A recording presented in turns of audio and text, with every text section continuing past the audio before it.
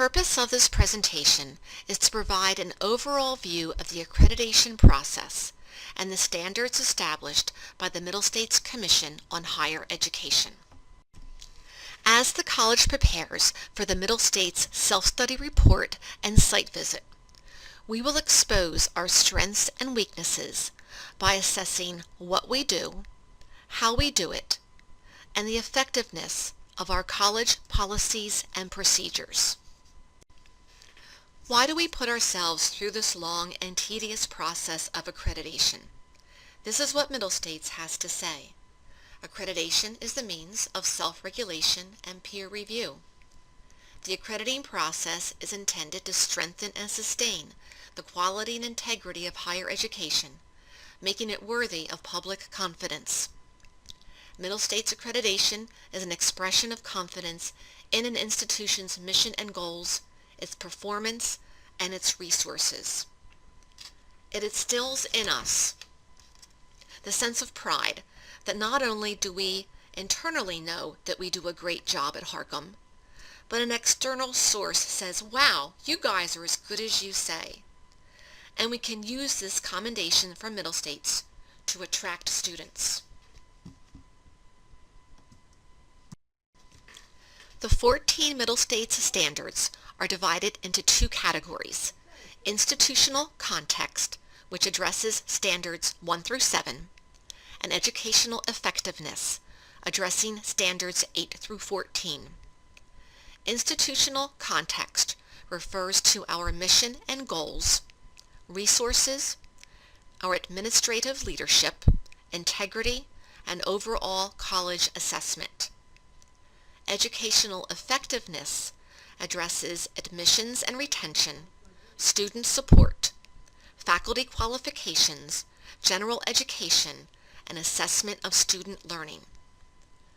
I cannot stress enough the importance of the mission statement and how it must reflect in each of the Middle States standards, and also how we need to demonstrate our effectiveness by displaying how we assess what we do. And speaking of our mission statement, here it is. Harcum College seeks to provide men and women with outstanding career preparation that will meet or exceed the standards of their chosen professions. At Harcum, self-realization and preparation for participative citizenship are also of great importance. Intent upon remaining among the foremost independent two-year colleges in America, Harcum aims at providing every student with the possibility not only for a rewarding career, but also for a fulfilling life. And these are the questions we have to ask ourselves. How do we provide students with outstanding career preparation? How do we give our students a sense of self-realization? What citizenship opportunities do we provide?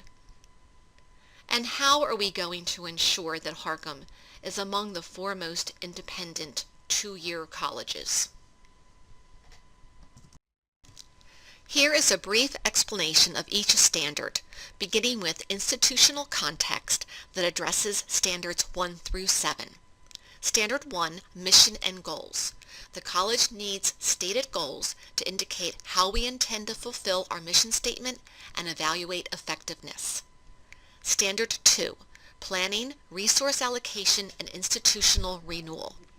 The college's strategic plan needs to reflect improvement and maintain institutional quality. Standard 3, institutional resources, focuses on human and financial resources, the college facilities, and other factors needed to achieve institutional goals. Standard 4, leadership and governance. We need a clearly defined governing body who are involved in policy and decision-making. Standard 5, administration. Does the college's administrative chart support our organization and governance? Standard 6, integrity. The college must adhere to ethical standards in all procedures and activities. Standard 7, Institutional Assessment. Does the college have in place an assessment plan to evaluate the effectiveness of the policies and procedures used to achieve our stated mission and goals?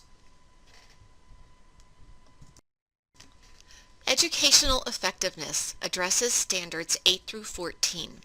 Standard 8, Student Admissions and Retention, addresses admission standards and retention rates. Standard 9, Student Support Services. What student support services do we provide to help students achieve their goals? Standard 10, Faculty. Does the faculty maintain the credentials needed to teach in each program?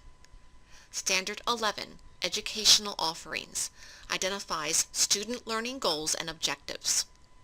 Standard 12, General Education, looks at our core curriculum and evaluates if our students acquire skills in oral, written communication, science and quantitative reasoning, critical analysis, and technology.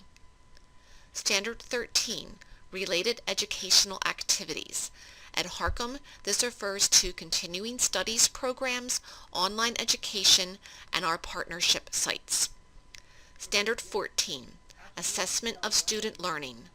We need to answer the questions, how do we know that our students are learning? In addition to the 14 middle states standards, the federal government has standards that the college must address. The higher education accrediting organizations, such as middle states, are cooperating with the federal government and requiring institutions to submit data to address concerns such as verification of student identity in distance education, meaning, are the students who are participating in an online course truly who they say they are? Policies on transfer credit and articulation agreements, Title IV program responsibilities, and the assignment of credit hours. It is recommended to begin the accreditation process 2 years prior to the site visit, so we are right on track with beginning in 2014. In April of this year, the self-study design report will be due. The self-study design is roughly a 20-page document that outlines the members of the Accreditation Steering Committee and the working groups, and the questions that each working group will address. It is a way for middle states to know that we have started the accreditation process.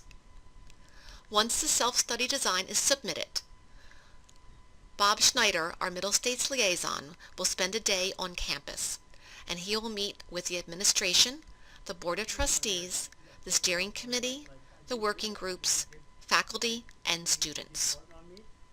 The self-study report will be due in the fall of 2015, and the site visit will be scheduled for spring of 2016. Who writes the self-study report? The accreditation and self-study process is a way to bring the college together because everyone has a role.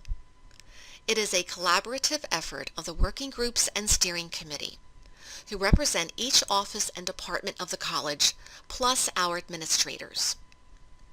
The job of the academic liaison officer will be to collect and organize the data into an easy-to-understand format for the self-study reviewer. Faculty will play a large role in the accreditation process. We have already begun and will continue aligning our student learning outcomes with our program learning outcomes and linking these to our institutional goals and mission statement. This will be evident in all course syllabi. To begin the process of collecting evidence for the site visit team, I will be accumulating materials on all programs to be saved electronically as well as in binders, which will be made available to site visitors in the resource room. These materials will include program director, staff, and instructor resumes, job descriptions for all personnel in each program, course syllabi, instructor evaluations, and the instructor reflections that was implemented at the end of the fall 2013 semester. Now that we are all excited and maybe a bit intimidated by what lies ahead, let's ask the question, what if we don't do a good enough job convincing Middle States of the effectiveness of everything we do? Well, there have been institutions placed on warning, and if that were to happen, and we know that will never happen to Harcum, Middle States will grant the time and offer the guidance to get us where we need to be. We just have to take their advice. This has happened to other colleges who have made the turnaround to be successful and prosperous. Listed here are the current publications available from the Middle States Commission on Higher Education to help you understand the accreditation process.